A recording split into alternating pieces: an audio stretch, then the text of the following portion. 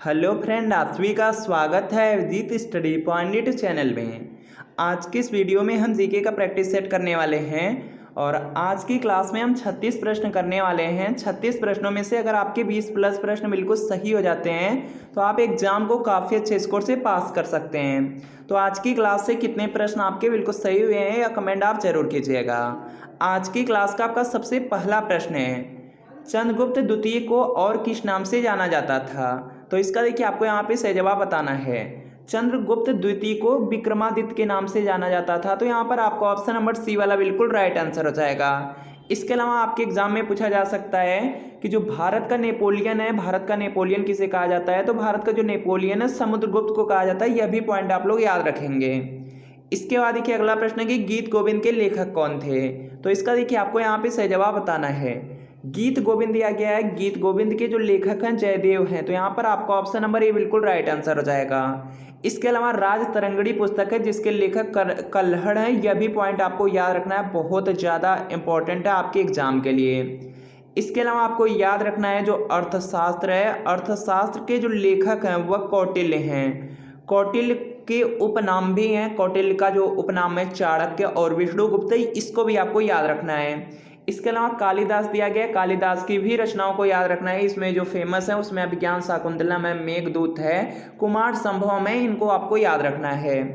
अगला प्रश्न है कि किस लड़ाई में मोहम्मद गौरी के लिए दिल्ली क्षेत्र खोल दिया? तो इसका देखिए आपको यहाँ पे सही जवाब बताना है। तो यहाँ पे इसका राइट आंसर हो जाएगा जो तराइन की दूसरी लड़ाई हुई थी। तो यहाँ पे बी वाला आपका बिल्कुल राइट आंसर हो जाएगा। तराइन का जो देखेंगे यहाँ पे पहली लड़ाई हुई थी 1191 में, दूसरी हुई थी 1192 में, इसको भी आपको याद रखना है। इसके अलावा यहाँ पे खानवा की लड़ाई दिया गया है। जो खानवा की लड़ाई है यह हुई थी आपकी यहाँ पे 1527 ईस्वी में हुई थी। यह भी पॉइंट आपको याद रखना है। इसके अलावा पानीपत की पहली लड़ाई दिया गया है, यह 1526 में हुई थी, दूसरी हुई थी 1556 में और तीसरी हुई थी 1761 में। इसको भी आपको याद रखना है। और आपको यहाँ पे सिंपल सा कमेंट करना है कि जो प्लासी का युद्ध है या जो प्लासी की लड़ाई है यह किस वर्ष में हुई थी। इंपॉर्टेंट है तो कमेंट जरूर कर दीजिएगा। अगला प्रश्न आपके सामने है, निम्नलिखित में से कौन सी घटनाएं हैं जो कालानुक्रम में सही हैं? तो इसका देखिए आपको यहाँ पे सही जवाब बताना है। देखिए दिया गया सविनय अवज्ञा आंदोलन है, भारत छोड़ो आंदोलन है और कैबिनेट मिशन दिया गया है। तो यहाँ पे जो सविनय अवज्ञा आंदोलन था इसको आप लोग देखेंगे तो इसको जो आपका यहाँ पे नमक सत्याग्रह है इसी को कहा जाता था। यह 12 मार्च 1930 को हुआ था। तो यहाँ पे 1930 हो जाएगा।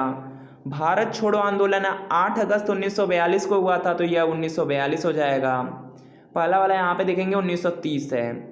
इसके बाद देखेंगे कैबिनेट मिशन प्लान है, जो कैबिनेट मिशन की योजना थी यह 24 मार्च 1946 में आई थी। तो यहाँ पे क्या होगा 1946। तो यहाँ पर देखेंगे यही वाला कालक्रम सही है। सबसे पहले 1930, उसके बाद 1942 आ गया, उसके बाद 1946। तो यहाँ पे क्या होगा आपका ऑप्शन नंबर ए वाला बिल्कुल राइट आंसर हो जाएगा। पहला ही मिल गया, पहला ही राइट आंसर हो जाएगा।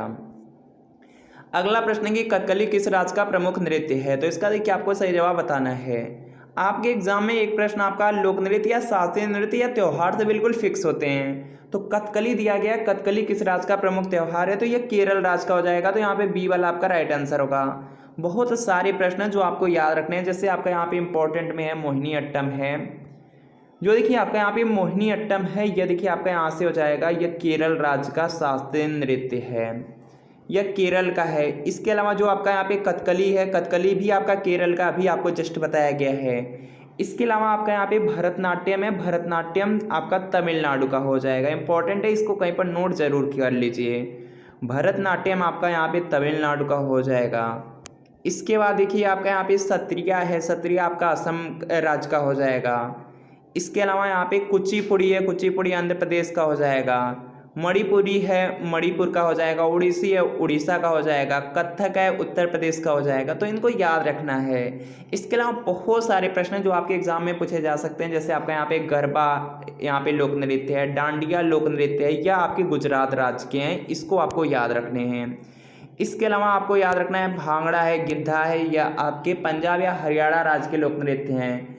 इसके अलावा यहाँ पे लावड़ी या तमाशा पूछा जा सकता है, महाराष्ट्र राज्य का है। इसके अलावा त्यौहार है, त्यौहार से प्रश्न पूछा जा सकता है, बहुत इंपॉर्टेंट टॉपिक होता है त्यौहार।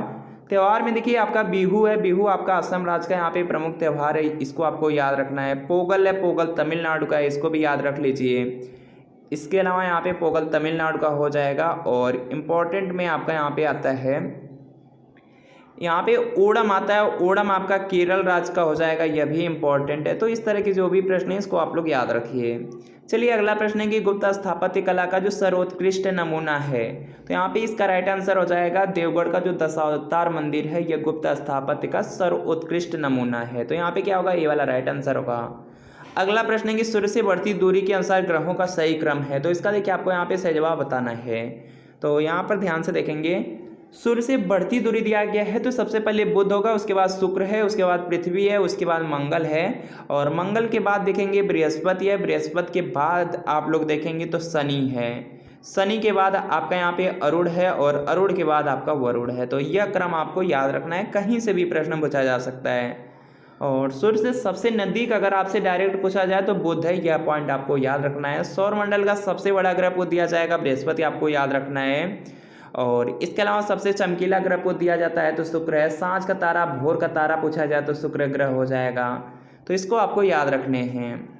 अगला प्रश्न है कि निम्नलिखित में से कौन सा युग्म है जो सुमेलित नहीं है, तो इसका देखिए आपको सही जवाब बताना है। हवा और स्थान दिया गया, जो मिस्ट्रल हवा है यह फ्रांस से चलती है, यामो है जापान से रिलेटेड है, और यहाँ पर देखेंगे आपका दिया गया है यहाँ पे सिरोको वाला ऑस्ट्रेलिया से नहीं है, तो यही क्या हो जाएगा, आपसे नहीं वाला पूछा गया है, तो यहाँ पे सी वाला राइट आंसर होगा। बाकी खमसिन जो है मिस्र की है, तो यहाँ पे क्या होगा, सी वाला आपका राइट आंसर हो जाएगा। अगला प्रश्न आपके सामने, जल्दी से प्रयास करेंगे और राइट आंसर करेंगे। जो प्रति चक्रवात होते हैं इनकी क्या विशेषता होती है, तो यहाँ पे देखेंगे जो प्रति चक्रवात है यह आपका स्वच्छाकाश हो जाएगा, डी वाला राइट आंसर होगा। अगला प्रश्न है कि लोयस का पठार है, तो यहाँ पे इसका जो राइट आंसर है यह देखिए हो जाएगा पवनकृत है, डी वाला आपका राइट आंसर है। इसके बाद देखिए अगला प्रश्न है, भारत में जो कृषि वस्तुओं के संबंध में जो न्यूनतम समर्थन मूल्य होता है या जो प्राप्य मूल्य होते हैं आदि से संबंधित जो आयोग है वह कौन सा है, तो यहाँ पे इसका राइट आंसर हो जाएगा यह कृषि लागत और जो मूल्य आयोग होते हैं यह आपके निर्धारित करते हैं, तो यहाँ पे क्या होगा, बी वाला आपका राइट आंसर होगा। निम्नलिखित में से कौन सा सही नहीं है, तो इसका देखिए आपको सही जवाब बताना है, बहुत ज़्यादा इंपॉर्टेंट है, कोई न कोई प्रश्न आपके एग्जाम में पूछ ही लिया जाता है। सबसे पहला तो यही पूछा जाता है कि जो पंचवर्षीय योजना है इसका आरंभ कब हुआ था, 1951 में हुआ था, तो इसको आपको याद रखना है। इसके अलावा यहाँ पर देखेंगे जो पहली आपकी पंचवर्षीय योजना थी 1951 से लेकर के 56 तक चली थी, दूसरी 1956 से लेकर के 61 तक चली थी, और उसके बाद जो तीसरी थी 61 से लेकर के 66 तक चली थी, और यहाँ पे चौथी गलत दिया गया है क्योंकि यहाँ पे बीच में अवकाश था, यहाँ पे जो आपका योजना अवकाश बीच में था, तो यहाँ पे जो चौथी पंचवर्षीय योजना है यह चली थी 1969 से लेकर के 1974 तक, बीच में क्या था, गैप था, तो यहाँ पे क्या हो जाएगा आपका ऑप्शन नंबर डी वाला बिल्कुल राइट आंसर होगा। अगला प्रश्न है, अन्नपूर्णा योजना किस वर्ष कार्यान्वित की गई, तो इसका देखिए आपको सही जवाब बताना है। तो जो अन्नपूर्णा योजना थी यह 2000 में आपकी कार्यान्वित की गई थी, तो यहाँ पे डी वाला राइट आंसर होगा। अगला प्रश्न आपका यहाँ पर है कि राष्ट्रपति को पद एवं गोपनीयता की जो शपथ है कौन दिलाता है, तो इसका देखिए आपको सही जवाब बताना है। अगर राष्ट्रपति को यहाँ पे पद या गोपनीयता की शपथ दिलाना है तो यह उच्च न्यायालय के मुख्य न्यायाधीश करेंगे, तो यहाँ पे क्या होगा, बी वाला आपका राइट आंसर होगा। अगला प्रश्न आपके सामने, जल्दी से प्रयास करेंगे। वर्तमान में जो संपत्ति का अधिकार है वह किस प्रकार का अधिकार है यह बताना है, तो यहाँ पे इसका जो राइट आंसर है यह देखिए क्या हो जाएगा, विधिक अधिकार है। पहले देखेंगे जब आपका संविधान बना हुआ था उस समय जो मौलिक अधिकार या जो मूल अधिकार थे उनकी संख्या कितनी थी, 7 थी। बाद में क्या किया गया, जो संपत्ति का अधिकार था इसको मूल अधिकार या मौलिक अधिकार की श्रेणी से हटा दिया गया और इसको विधिक अधिकार कर दिया गया, तो वर्तमान में यहाँ पे जो मूल अधिकार है उनकी जो संख्या है सिर्फ 6 बची हुई है। आपसे मूल कर्तव्य पूछा जा सकता है, मूल कर्तव्य की जो संख्या है वह आपकी यहाँ पे 11 है, याद रखेंगे। और अनुसूची की अगर आपसे बात पूछ ली जाए तो 22 हो जाएंगे, और भाग अगर वर्तमान में पूछा जाएगा तो 25 होंगे, यह याद रखना है, पहले 22 थे। अगला प्रश्न आपके सामने है, जल्दी से प्रयास करेंगे। किस अनुच्छेद के द्वारा यहाँ पे 6 से 14 वर्ष तक के जो बच्चे हैं इनके बच्चों के लिए शिक्षा का जो अधिकार है मूल अधिकार माना गया, तो यहाँ पे इसका राइट आंसर हो जाएगा अनुच्छेद 21A में ऑप्शन नंबर डी वाला बिल्कुल राइट आंसर होगा। संविधान सभा द्वारा जो अंतिम रूप से पारित संविधान था उसमें कुल कितने अनुच्छेद और अनुसूचियाँ थी, तो यहाँ पे देखेंगे इसका जो राइट आंसर है यह देखिए आपका यहाँ से हो जाएगा। देखिए जो अब आपका संविधान बना हुआ था उस समय यहाँ पे सिर्फ 395 ही अनुच्छेद थे, और उसमें अनुसूचियाँ की संख्या बाद में 4 अनुसूचियाँ आपकी बढ़ाई गई, लेकिन उस समय 8 ही अनुसूचियाँ थी, तो इसको आपको याद रखना है। तो यहाँ पे क्या होगा, आपका ऑप्शन नंबर ए वाला बिल्कुल राइट आंसर होगा। अगला प्रश्न आपके सामने जल्दी से प्रयास करेंगे। भारतीय संविधान के किस भाग को यहाँ पे भीमराव अंबेडकर ने अनुच्छेद 32 में हृदय तथा उसकी आत्मा की संज्ञा दी गई है?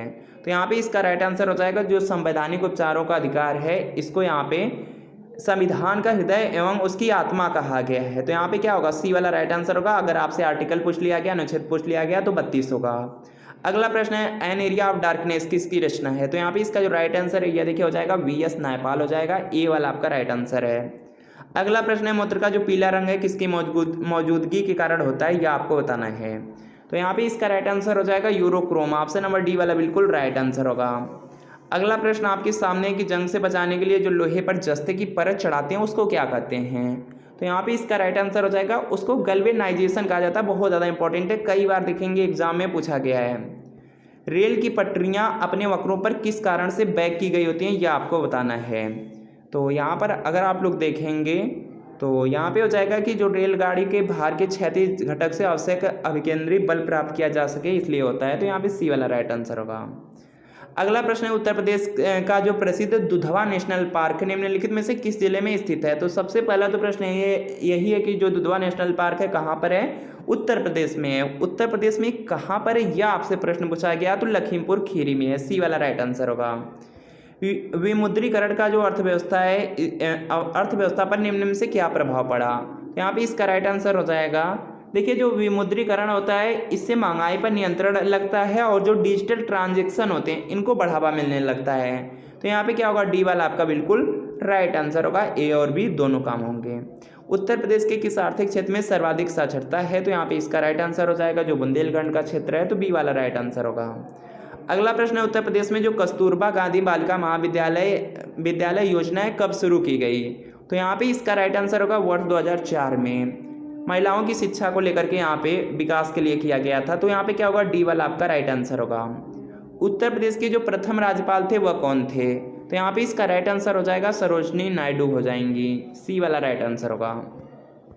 बताइए कौन सा लोक संगीत है जो दिए स्थानों में सुमेलित नहीं है? तो इसका देखिए आपको सही जवाब बताना है। तो यहाँ पे सीधा स्थान से पूछ लिया गया है। कजरी बनारस में होता है, होली ब्रज में होता है, नौटंकी हाथरस में। तो यहाँ पे बी वाला आपका क्या होगा, सुमेलित नहीं होगा। अगला प्रश्न आपके सामने है, जल्दी से प्रयास करना है कि निम्नलिखित में से पुलिस व्यवस्था में सुधार हेतु श्रेष्ठ उपायों में से कौन है? तो इसका देखिए आपको सही जवाब बताना है। तो यहाँ पे क्या हो जाएगा, अगर पुलिस व्यवस्था में सुधार करना है तो यहाँ पे क्या करना होगा कि जनता की समस्याओं के प्रति संवेदनशीलता व मानवीय व्यवहार होना चाहिए। तो सी वाला राइट आंसर होगा। अगला प्रश्न है कि जिले में जो आपराधिक प्रशासन है इसका प्रमुख कौन होता है? तो यहाँ पे इसका जो राइट आंसर है यह देखिए आपका यहाँ से हो जाएगा जिला मजिस्ट्रेट होते हैं। इसके बाद देखिए अगला प्रश्न आपका यहाँ पर है कि निम्नलिखित में से कौन अधिकतम ध्वनि प्रदूषण का कारक है? तो यहाँ पे इसका अगर आप UP-SSC पेट एग्जाम को पास करना चाहते हैं तो चच्चू पब्लिकेशन UP-SSC पेट एग्जाम 2025 के लिए बहुत ही महत्वपूर्ण स्टडी गाइड बुक लेकर आया है, जिसमें आपको 2200 प्लस महत्वपूर्ण प्रश्न मिलने वाले हैं। 4 साल का आपको सॉल्व पेपर मिलने वाला है। यह बुक का कवर पेज है, आप लोग देख सकते हैं। और इस बुक में सबसे पहले आपको 2023 का सॉल्व पेपर मिल जाएगा। और 2023 के सॉल्व पेपर में देखेंगे एक एक प्रश्न को काफ़ी अच्छी तरीके से दिया गया है। और प्रश्न के बाद आप लोग देखेंगे इसमें आपको यहाँ पे आंसर शीट मिल जाएगी। और आंसर शीट के बाद देखेंगे एक एक प्रश्न की काफ़ी अच्छी तरीके से यहाँ पे व्याख्या भी किया गया है। इसके बाद सभी सब्जेक्ट आपको थ्योरी में मिल जाएंगे और थ्योरी में भी देखेंगे काफ़ी अच्छी तरीके से इसमें एक्सप्लेनेशन किया गया है। और चच्चू पब्लिकेशन की बुक को आप ऑनलाइन और ऑफलाइन दोनों तरीके से परचेज कर सकते हैं। अगर आपको ऑफलाइन परचेज करना है तो अपने नज़दीकी किसी भी बुक स्टोर से आप बुक का कवर पेज दिखा करके परचेज कर सकते हैं। अगर आपको ऑनलाइन परचेज करना है तो वीडियो के नीचे डिस्क्रिप्शन बॉक्स में आपको लिंक मिल जाएगी। लिंक को क्लिक करके आप UP-SSC पेट एग्जाम की जो बुक हैं इनको आप ऑर्डर कर सकते हैं। और यहाँ पे जो स्टडी गाइड बुक है, स्टडी गाइड बुक के साथ देखेंगे UP-SSC पेट एग्जाम के लिए चच्चू पब्लिकेशन का प्रैक्टिस सेट भी आता है। प्रैक्टिस सेट में आपको 20 प्रैक्टिस सेट मिल जाएंगे। अगर प्रैक्टिस सेट को भी स्टडी गाइड बुक के साथ ले लेते हैं तो आपकी जो तैयारी है और भी अच्छी हो जाएगी।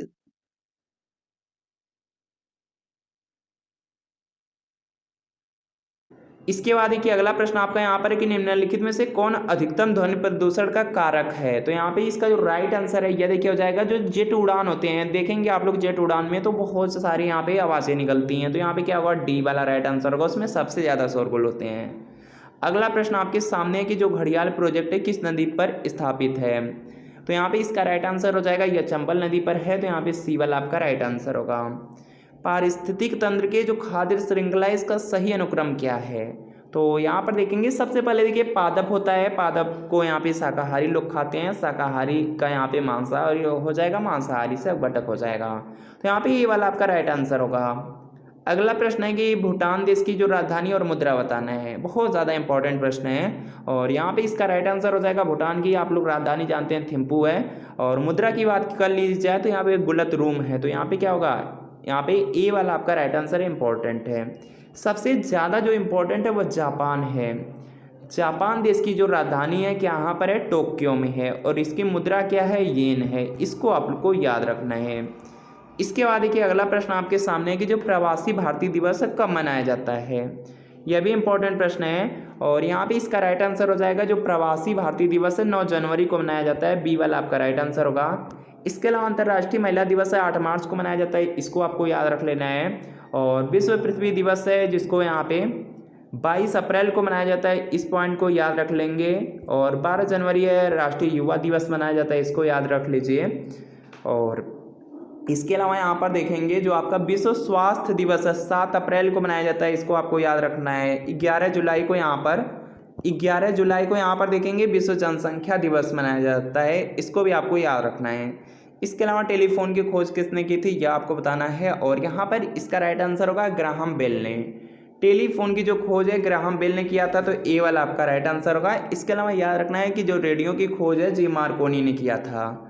तो फ्रेंड आपको बताना है कि इन 36 प्रश्नों में कितने प्रश्न आपके बिल्कुल सही हुए हैं, या कमेंट आप ज़रूर कीजिएगा।